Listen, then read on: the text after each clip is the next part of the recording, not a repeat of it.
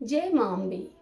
भक्तजनों, साल में 4 बार नवरात्रे आते हैं, माघ, चैत्र, आषाढ़ और अश्विन। इनमें से माघ और आषाढ़ में आने वाले नवरात्रों को गुप्त नवरात्रि कहा जाता है। शास्त्रों के अनुसार गुप्त नवरात्रों में 10 महाविद्याओं की पूजा करने का विधान है।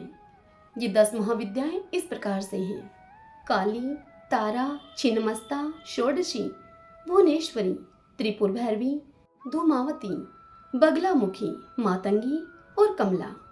10 महाविद्या आदि शक्ति की अवतार मानी जाती हैं और विभिन्न दिशाओं की अधिष्ठात्री शक्तियां हैं। तंत्र साधना करने वाले इन महादेवियों की पूजा गुप्त रूप से करते हैं, इसलिए इनको गुप्त नवरात्रि कहा जाता है। आज से आषाढ़ मास के गुप्त नवरात्रे प्रारंभ हो गए हैं। आज से हम श्री दुर्गा सप्तशती पाठ का प्रारंभ कर रहे हैं।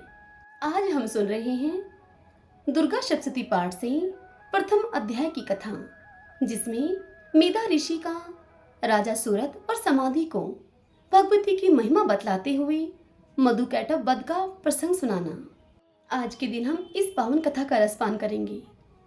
सभी बोलिए गणेश जी महाराज की जय। ओम सर्वो देवी देवताय नमो नमः। माँ दुर्गा का ध्यान करते हुए सभी बोलिए ओम नमश्चंडिकाय श्री दुर्गाय नमः। प्रथम चरित्र के ब्रह्मा ऋषि, महाकाली देवता, गायत्री छंद, नंदा शक्ति, रक्तदंतिका बीज, अग्नि तत्व और ऋग्वेद स्वरूप हैं। श्री महाकाली देवता की प्रसन्नता के लिए प्रथम चरित्र के जप में विनियोग किया जाता है। भगवान विष्णु के सो जाने पर मधु और कैटभ को मारने के लिए कमल जन्मा ब्रह्मा जी ने जिनका सत्वन किया था, उन महाकाली देवी का मैं सेवन करता हूँ। वे अपने 10 हाथों में खड़ग, चक्र, गदा, बाण, धनुष, परिघ, शूल, भुशुंडी, मस्तक और शंख धारण करती हैं। उनके 3 नेत्र हैं। वे समस्त अंगों में दिव्य आभूषणों से विभूषित हैं। उनके शरीर की कांति नीलमणि के समान है तथा वे 10 मुख और 10 पैरों से युक्त हैं। ओम नमश्चंडिकाय। मार्कंडेय जी बोले, सूर्य के पुत्र सावर्णी, जो कि 8वें मनु कहे जाते हैं, उनकी उत्पत्ति की कथा विस्तार पूर्वक कहता हूँ, सुनो। सूर्य कुमार महाभाग सावर्णी भगवती महामाया के अनुग्रह से जिस प्रकार मनवंतर के स्वामी हुए, वही प्रसंग सुनाता हूँ। पूर्व काल की बात है। सवरोचिस मनवंतर में सूरत नाम के एक राजा थे, जो कि चैत्र वंश में उत्पन्न हुए थे। उनका समस्त भूमंडल पर अधिकार था। वे प्रजा का अपने औरस पुत्रों की भांति धर्म पूर्वक पालन किया करते थे। तो भी उस समय कोला विध्वंसी नाम के क्षत्रिय उनके शत्रु हो गए। राजा सूरत की दंड नीति बड़ी ही प्रबल थी। उनका शत्रुओं के साथ संग्राम हुआ। यद्यपि कोला विध्वंसी संख्या में कम थे, तो भी राजा सूरत युद्ध में उनसे परास्त हो गए। तब वे युद्ध भूमि से अपने नगर को लौट आए और केवल अपने देश के राजा होकर रहने लगे। यानी कि समूची पृथ्वी से अब उनका अधिकार जाता रहा। किंतु वहां भी उन प्रबल शत्रुओं ने उस समय महाभाग राजा सूरत पर आक्रमण कर दिया।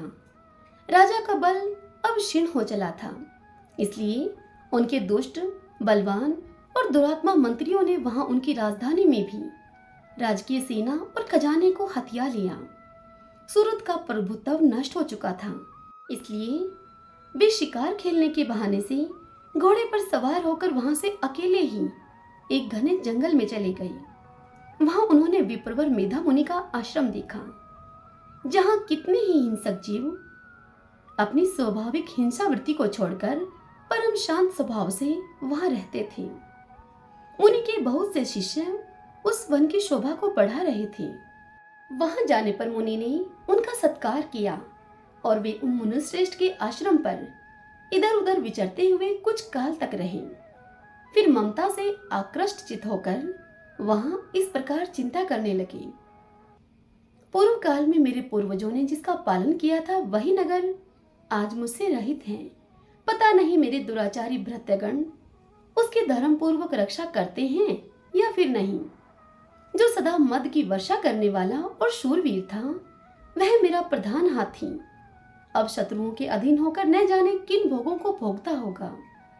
जो लोग मेरी कृपा, धन और भोजन पाने से सदा मेरे पीछे पीछे चलते थे, वे निश्चय ही अब दूसरे राजाओं का अनुसरण करते होंगे।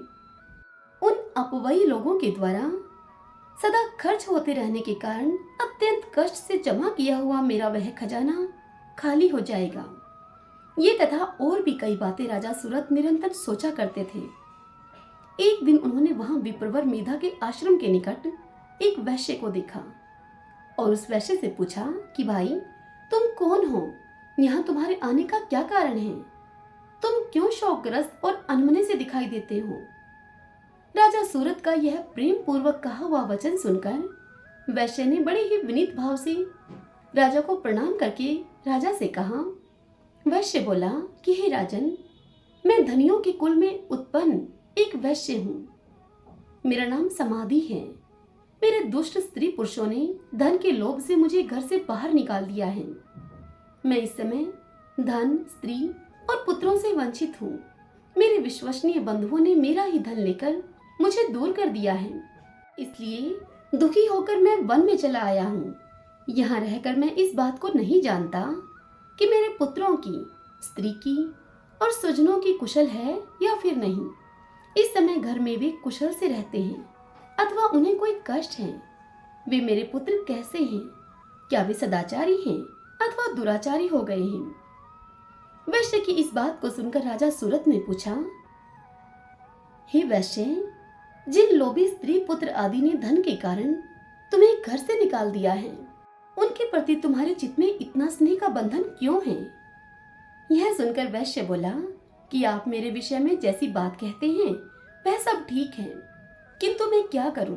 मेरा मन निष्ठुरता नहीं धारण करता। जिन्होंने धन के लोभ में पड़कर पिता के प्रति स्नेह, पति के प्रति प्रेम तथा आत्मीय जन के प्रति अनुराग को तिलांजलि देकर मुझे घर से निकाल दिया है, उन्हीं के प्रति मेरे हृदय में इतना स्नेह है। हे महामते, गुणहीन बंधुओं के प्रति भी जो मेरा चित्त इस प्रकार प्रेम मगन हो रहा है, यह क्या है? इस बात को मैं जानकर भी नहीं जान पाता। उनके लिए मैं लंबी सांसें ले रहा हूँ और मेरा हृदय अत्यंत दुखित हो रहा है। उन लोगों में प्रेम का सर्वथा अभाव है, तो भी उनके प्रति जो मेरा मन निष्ठुर नहीं हो पाता, इसके लिए क्या करूं मैं? मार्कंडेय जी कहते हैं कि हे ब्राह्मण, तदंतर राजाओं में श्रेष्ठ सूरत और वह समाधि नामक वैश्य दोनों साथ साथ मेधा मुनि की सेवा में उपस्थित हुए और उनके साथ यथायोग्य न्यायानुकूल विनयपूर्ण बर्ताव करके वे बैठे। तत्पश्चात वैश्य और राजा ने कुछ वार्तालाप आरंभ किया। राजा सूरत ने कहा कि हे भगवान, मैं आपसे एक बात पूछना चाहता हूँ। वह बात आप मुझे बताइए। मेरा चित्त अपने अधीन न होने के कारण वह बात मेरे मन को बहुत ही दुख देती है। जो राज्य मेरे हाथ से चला गया है, उसमें और उसके संपूर्ण अंगों में मेरी ममता बनी हुई है। हे मुनि श्रेष्ठ, यह जानते हुए भी कि अब वह मेरा नहीं है, अज्ञानी की भांति मुझे उसके लिए दुख होता है। यह सब क्या है? इधर यह वैश्य भी घर से अपमानित होकर आया है। इसके पुत्र, स्त्री और भृत्यों ने इसको छोड़ दिया है। स्वजनों ने भी इसका परित्याग कर दिया है, तो भी यह उनके प्रति अत्यंत हार्दिक स्नेह रखता है। इस प्रकार यह और मैं, हम दोनों ही बहुत दुखी हैं। जिसमें प्रत्यक्ष दोष देखा गया है, उस विषय के लिए भी हमारे मन में ममता जनित आकर्षण पैदा हो रहा है। हे महाभाग, हम दोनों समझदार हैं, तो भी हम में जो मोह पैदा हुआ है, यह क्या है? विवेक शून्य पुरुष की भांति मुझ में और इसमें भी यह मूर्ता प्रत्यक्ष दिखाई देती है। राजा सूरत की यह बात सुनकर ऋषि बोले, हे महाभाग, विषय मार्ग का ज्ञान सब जीवों को है।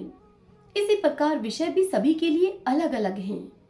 कुछ प्राणी दिन में नहीं देखते और दूसरे रात में नहीं देखते, तथा कुछ जीव ऐसे हैं जो दिन और रात्रि में भी बराबर ही देखते हैं। यह ठीक है कि मनुष्य समझदार होते हैं, किंतु केवल वे ही ऐसे नहीं होते। पशु, पक्षी और मृगादि सभी प्राणी समझदार होते हैं। मनुष्यों की समझ भी वैसी ही होती है जैसे कि उन मृग और पक्षियों की होती है। तथा जैसी मनुष्यों की होती है वैसी ही उन मृग पक्षी आदि की होती है। यह तथा अन्य बातें भी प्राय दोनों में समान ही हैं। समझ होने पर भी इन पक्षियों को तो देखो, ये स्वयं भूख से पीड़ित होते हुए भी मोहवश बच्चों की चोंच में कितने चाव से अन्न के दाने डाल रहे हैं। हे नरश्रेष्ठ, क्या तुम नहीं देखते कि ये मनुष्य समझदार होते हुए भी लोभवश अपने किए हुए उपकार का बदला पाने के लिए पुत्रों की अभिलाषा करते हैं। यद्यपि उन सब में समझ की कमी नहीं है, तथापि वे संसार की स्थिति यानी कि जन्म मरण की परंपरा बनाए रखने के लिए भगवती महामाया के प्रभाव के द्वारा ममतामय भंवर से युक्त होकर मोह के गहरे गर्त में गिराए गए हैं। इसलिए इसमें आश्चर्य नहीं करना चाहिए। जगदीश्वर भगवान विष्णु की योग निद्रा रूपा जो भगवती महामाया है, उन्हीं से यह जगत मोहित हो रहा है। वे भगवती महामाया देवी ज्ञानियों के भी चित्त को बलपूर्वक खींचकर मोह में डाल देती हैं। वे ही इस संपूर्ण चराचर जगत की सृष्टि करती हैं तथा वे ही प्रसन्न होने पर मनुष्यों को मुक्ति के लिए वरदान देती हैं। वे ही परा विद्या, संसार बंधन और मोक्ष की हेतुभूता सनातनी देवी और संपूर्ण ईश्वरों की भी अधीश्वरी हैं। यह सुनकर राजा सूरत ने पूछा कि हे भगवान, जिन्हें आप महामाया कहते हैं, वे देवी कौन हैं? हे ब्राह्मण, उनका आविर्भाव कैसे हुआ तथा उनके चरित्र कौन कौन हैं? ब्रह्मवेताओं में श्रेष्ठ हे महर्षि, उन देवी का जैसा प्रभाव हो, जैसा स्वरूप हो उनका और जिस प्रकार प्रादुर्भाव उनका हुआ हो, वह सब मैं आपके मुख से सुनना चाहता हूँ। यह सुनकर ऋषि बोले कि हे राजन, वास्तव में तो वे देवी नित्य स्वरूपा ही हैं। संपूर्ण जगत उन्हीं का रूप है तथा उन्होंने समस्त विश्व को व्याप्त कर रखा है। तथापि उनका प्रकाट्य अनेक प्रकार से होता है, वह तुम मुझसे सुनो। यद्यपि वे नित्य और अजन्मा हैं, तथापि जब देवताओं का कार्य सिद्ध करने के लिए प्रकट होती हैं, उस समय लोक में उत्पन्न हुई कहलाती हैं। कल्प के अंत में जब संपूर्ण जगत एक कारणों में निमग्न हो रहा था और सबके प्रभु भगवान विष्णु शेषनाग की शैया बिछाकर योग निद्रा का आश्रय लेकर सो रहे थे, उस समय उनके कानों के मैल से दो भयंकर असुर उत्पन्न हुए जो मधु और कैटब के नाम से विख्यात थे। वे दोनों ब्रह्मा जी का वध करने को तैयार हो गए। भगवान विष्णु के नाभि कमल में विराजमान प्रजापति ब्रह्मा जी ने जब उन दोनों भयानक असुरों को अपने पास आया हुआ और भगवान को सोया हुआ देखा, तब एकाग्रचित होकर उन्होंने भगवान विष्णु को जगाने के लिए उनके नेत्रों में निवास करने वाली योग निद्रा का सत्वन आरंभ किया, जो इस विश्व की अधीश्वरी, जगत को धारण करने वाली, संसार का पालन और संहार करने वाली तथा तेजा स्वरूप भगवान विष्णु की अनुपम शक्ति हैं। उन्हें भगवती निद्रा देवी की भगवान ब्रह्मा स्तुति करने लगे। स्तुति करते हुए ब्रह्मा जी कहने लगे, हे देवी, तुम ही स्वाहा हो, तुम ही स्वधा और तुम ही वशटकार हो। स्वर भी तुम्हारे ही स्वरूप हैं। तुम ही जीवनदायिनी सुधा हो। नित्य अक्षर पर्णों में अकार, उकार, मकार, इन तीनों मात्राओं के रूप में तुम ही स्थित हो तथा इन तीनों मात्राओं के अतिरिक्त जो बिंदु रूपा नित्य अर्ध मात्रा है, जिसका विशेष रूप से उच्चारण नहीं किया जा सकता, वह भी तुम ही हो। हे देवी, तुम ही संध्या, सावित्री और परम जननी हो। हे देवी, तुम ही इस विश्व ब्रह्मांड को धारण करती हो। तुमसे ही इस जगत की सृष्टि होती है, तुम ही से इसका पालन होता है और सदा तुम ही कल्प के अंत में सबको अपना ग्रास बना लेती हो। हे जगन्मयी देवी, इस जगत की उत्पत्ति के समय तुम सृष्टि रूपा हो, पालन काल में स्थिति रूपा हो और कल्पांत के समय संहार रूप धारण करने वाली हो। तुम ही महाविद्या, महामाया, महामेधा, महास्मृति, महामोह रूपा, महादेवी और महासुरी हो। तुम ही तीनों गुणों को उत्पन्न करने वाली सबकी प्रकृति हो। भयंकर काल रात्रि, महारात्रि और मोहरात्रि भी तुम ही हो। तुम ही श्री, तुम ही ईश्वरी, तुम ही हिरी और तुम ही बोध स्वरूपा बुद्धि हो। लज्जा, पुष्टि, तुष्टि, शांति और क्षमा भी तुम ही हो। तुम खड़ग धारिणी, शूल धारिणी, घोर रूपा तथा गदा, चक्र, शंख और धनुष धारण करने वाली हो।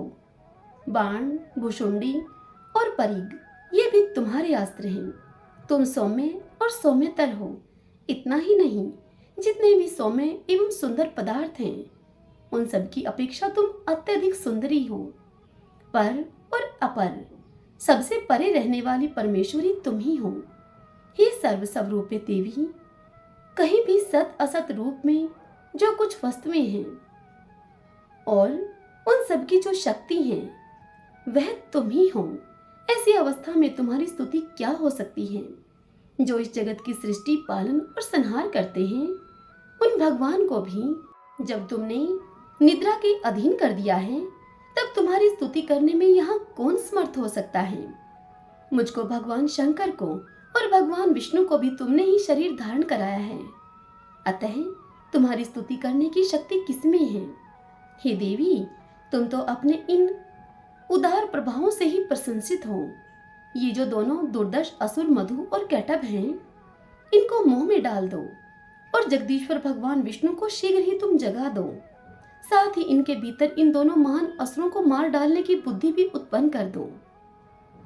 ऋषि कहते हैं कि हे राजन, जब ब्रह्मा जी ने वहां मधु और कैटभ को मारने के उद्देश्य से भगवान विष्णु को जगाने के लिए तमोगुण की अधिष्ठात्री देवी योग निद्रा की इस प्रकार से स्तुति की, तब वे भगवान के नेत्र, मुख, नासिका, बाहु, हृदय और वक्ष स्थल से निकलकर अव्यक्त जन्मा ब्रह्मा जी की दृष्टि के समक्ष खड़ी हो गई। योग निद्रा से मुक्त होने पर जगत के स्वामी भगवान जनार्दन उस एकार्णव के जल में शेषनाग की शैया से जाग उठे। फिर उन्होंने उन दोनों असुरों को देखा। वे दुरात्मा मधु और कैटभ अत्यंत बलवान और पराक्रमी थे और क्रोध से लाल आंखें किए हुए ब्रह्मा जी को खा जाने के लिए उद्योग कर रहे थे। तब भगवान श्री हरि ने उठकर उन दोनों के साथ 5000 वर्षों तक केवल बाहु युद्ध किया।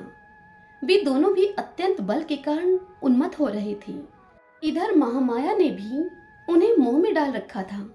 इसलिए वे भगवान विष्णु जी से कहने लगे कि हम तुम्हारी वीरता से संतुष्ट हैं, तुम हम लोगों से कोई वर मांगो। तब श्री भगवान उनसे बोले कि यदि तुम दोनों मुझ पर प्रसन्न हो तो अब मेरे हाथ से तुम मारे जाओ। बस इतना सा ही मैंने वर मांगा है, यहाँ दूसरे किसी वर से क्या लेना है।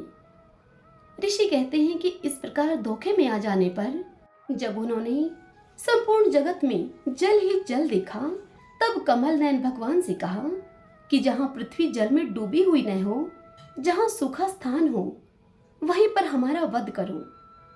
ऋषि कहते हैं कि तब तथास्तु कहकर शंख, चक्र और गदा धारण करने वाले भगवान ने उन दोनों के मस्तक अपनी जांग पर रखकर चक्र से काट डाले। इस प्रकार ये देवी महामाया ब्रह्मा जी की स्तुति करने पर स्वयं प्रकट हुई थी। अब पुनः तुमसे उनके प्रभाव का मैं वर्णन करता हूँ, सुनो। भक्तजनों, आज के प्रथम अध्याय की कथा यहीं पूर्ण हुई। कल के अध्याय में हम सुनेंगे देवताओं के तेज से देवी का प्रादुर्भाव और महिषासुर की सेना का वध। ओम नमः चंडिकाय।